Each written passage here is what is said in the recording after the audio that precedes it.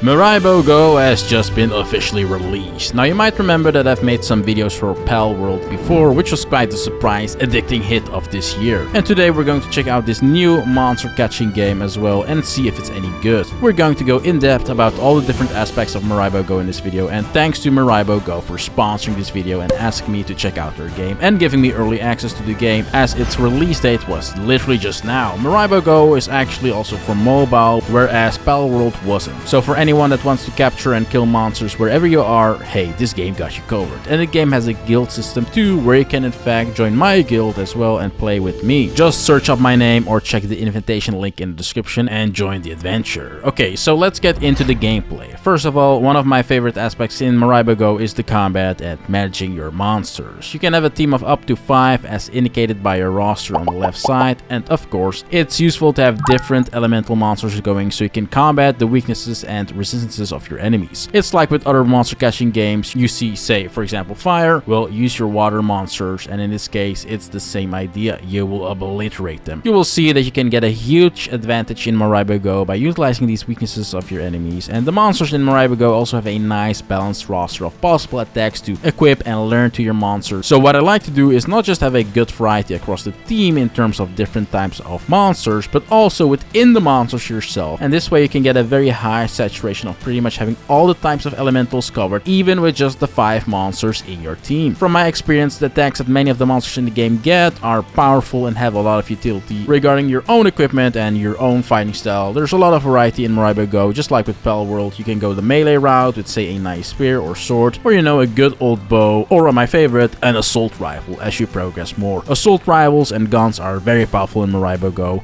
and yes, Miraibo GO supports them as well. So let's go ahead and kill this boss right away. I'm using the assault rifle with great success while utilizing some of the favorite Miraibos that I found in this fight. You see, my damage is pretty great, as well as the damage of my Miraibos that I'm using right here, and the attacks of my monsters are visually pleasing as well. You see, there's a lot of variety in what they can do and what the different types of monsters can do, giving you that feeling of, okay, I got something powerful today and it's destroying everything. That's exactly what I need when playing games like this. I want powerful monsters and I want powerful equipment for my own character, so the combination of the two leads into something very destructive, as you're seeing right now. We're killing off this boss in no time, even though it's a higher level than us. And even if we just sit back and relax a bit, our monsters will also do the job. You want to make sure to keep leveling both your equipment as well as your monsters, which will happen naturally anyways when exploring and fighting all the time. And you can get XP bonuses as well when, for example, catching a X amount of the same monster. So there are plenty of mechanics to level up quickly. Aside from these open world bosses, you also have the dungeon type of bosses, a bit like how gym battles work in Pokemon. And in Miraibo GO we also have these type of fights that are supposed to be a bit more grandiose, and they will get introduced with their own cutscene and story. You want to make sure to destroy all of these fights, as they will give you nice rewards. Okay, but how do you get powerful monsters in the first place? Well, exploring and catching and exploring and more exploring and more catching. The catching system in this game is very similar to other similar games. You just throw balls at whatever you're seeing, and you want to make sure they're weakened and preferably have some crowd control going on them to increase your catching rates. Throwing your balls from behind also gives you an advantage and will increase your catching rate. Otherwise, if you're just going to go in with no thought like a headless chicken, throwing balls like you have infinite supply, well, good luck. You will be wasting a lot of balls that way and you will run out of them. Thankfully, there's a lot of ways to get balls, and there are also even achievements and events that will give you even more balls, so don't feel too scared to throw them balls and catch everything. But definitely make sure to utilize the advantages that you get when catching monsters. Ultimately, the variety of monsters is very good in this game. There might be potential spoilers in the next seconds, but here you have your own Pokédex basically, where you can find useful information about everything you've encountered, and everything you've seen will end up in the archive. You will be able to find over 130 different monsters that you can find in the open world or in boss fights, and then accordingly catch. So for our collectors out there, you won't get bored anytime soon. One of my favorite elements that is also present in other similar games, mounts. Yes, and in Miraibo GO, the number of monsters that can be mounted, whether it's for ground, sea or flying, is mind-boggling. Yes, there are so many monsters to create saddles for. I was kinda shocked. A lot of variety, so Pick out whatever you like and whatever feels the best for you. Of course, you can make a ground mount very quickly within your first hours, and that will speed up your traveling. It's very useful for getting around, getting your mats faster to start farming and to start unlocking bigger parts of the map. However, when it's time to get your flying mount, well, the options there are also yet again gracious. One of my favorite flying mounts that I have found is Blue Crest. The colors on this beautiful mount are just amazing, and flying is really easy in the game. You have a control to go up and down, and then using the same option as you use to run a sprint and determine how fast you go is how you accelerate and move forward. Flying is really useful in Miraibo GO as it gives you a great overview of everything that is near you and beneath you, and is the fastest form of going from A to B. So I would definitely recommend making a flying mount one of your highest priority and get it as soon as you can, as the benefits with it are just too good. Flying mounts are also excellent for exploring, which is going to be my next point. How is exploring in this game? Well, aside from the stunning views and artistic direction at various points in the game, there are a variety of biomes. And graphics and artistic direction wise, the game is very impressive for a game that can be played on mobile, and each biome and area has their own unique monsters and new loot and cool things for you to discover. So make sure to, explore everything. The world's also filled to the brim with exciting stuff to loot, like chests that you can find very frequently, and these chests have different rarities, some even require keys. However, you can also find materials laying around, in addition to of course all the stuff that you can mine and hack to get materials from. You can find these cool Miraibo statues, which if you use them you can enhance your stats, and there are also Miraibo eggs spread over the world with potentially holding rare monsters that will hatch for you. So it's always a good idea to have an egg hatcher in your base somewhere. You also have your good old merchants in the game too, where you can sell your stuff and get rich perhaps, but also these merchants tend to sell useful stuff like keys and generally have an arsenal of stuff that will help you out in your adventure. So look out for them when exploring. You will easily recognize them, so it won't be a problem. Now, Miraibo GO has of course also a building system, and this one is very important in this game. Making your base has all kinds of utilities. Of course, first of all, housing all your important equipment as a protective layer and giving you a sense of having a home in the game that you can always return to and have a safe feeling when you just explore the world. Building can be easy. You just have to make sure to click the crafting icon in the lower bottom, and as you progress you can build more and more. In terms of base building, you can go as creative as you want really. It's an easy system. Essentially you have to build a foundation, and on top of the foundation you can incrementally build up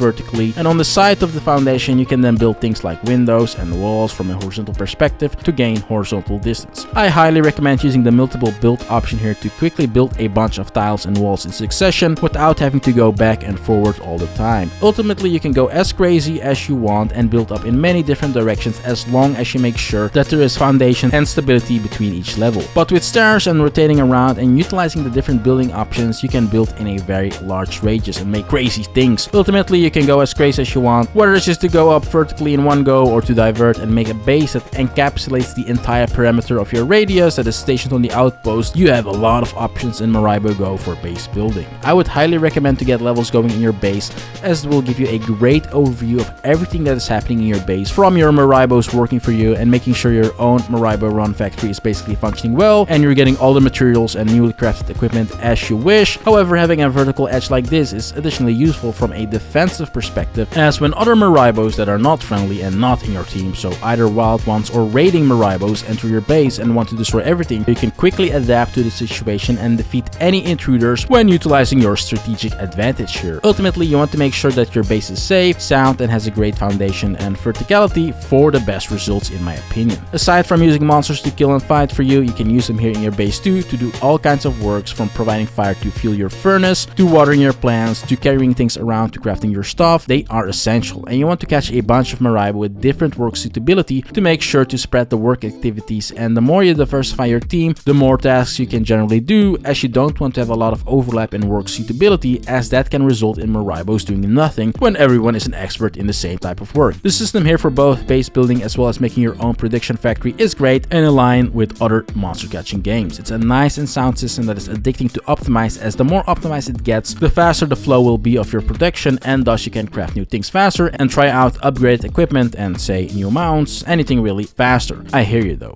You are now just hearing about Miraibo GO and you don't have all this stuff yet.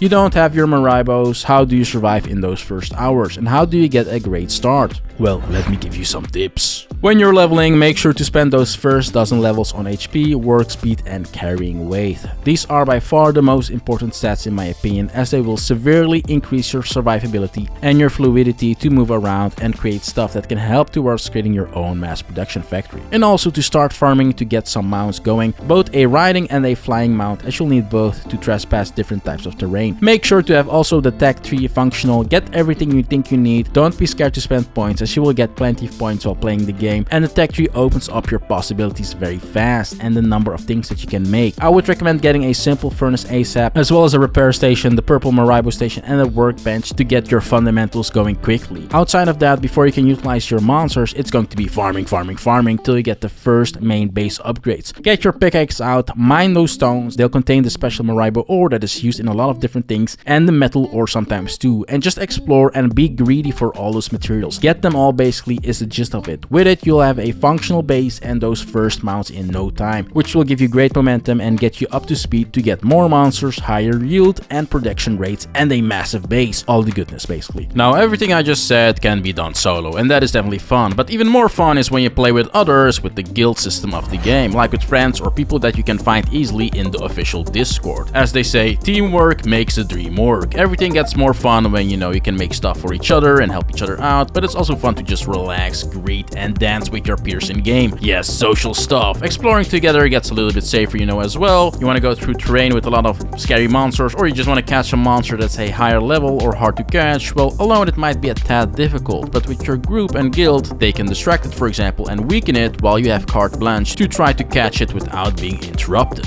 Life gets easier, but it's also just more fun. More eyes on everything while exploring, catching, fighting things you miss while your guild mates might attend you on it. And most fun of all is that you can complement each other through, say, using synergistic weapons and monsters and have an amazing guild-initiated destruction and domination going for the world. Of course, being with more also gives you a nice bit of extra power and strategy when getting to fight the big boys of the game and doing dungeons and stuff like that. Fights versus the bosses of the game get an extra insurance layer and an extra tactical layer. As you know, you can revive each other and make up strategies to fight the boss while synergizing your monsters and equipment. And with that, guilds are definitely something you need to try out, and I have good news for you. As I mentioned earlier, I have a guild myself. Now, first of all, again, thanks to Miraibo GO for sponsoring this video. Overall, it is a great alternative to Palworld that is actually also playable on mobile. It's a huge benefit, providing you the good experience we all like for a different platform, and you can use my links in the description to get the game for completely free and check it out yourself right now. You can apply to join by searching my guild name or my guild ID, or click on the guild invitation link in the description to go. Miraibo GO is really fun and I often play it online. It's expected that our guild server will exist for a long time. Maybe you can catch me. It's very easy to join the guild. So make sure to join my guild to play on a nice server. Links and info for that will be in the description, and leave a comment and let me know what you think of this game.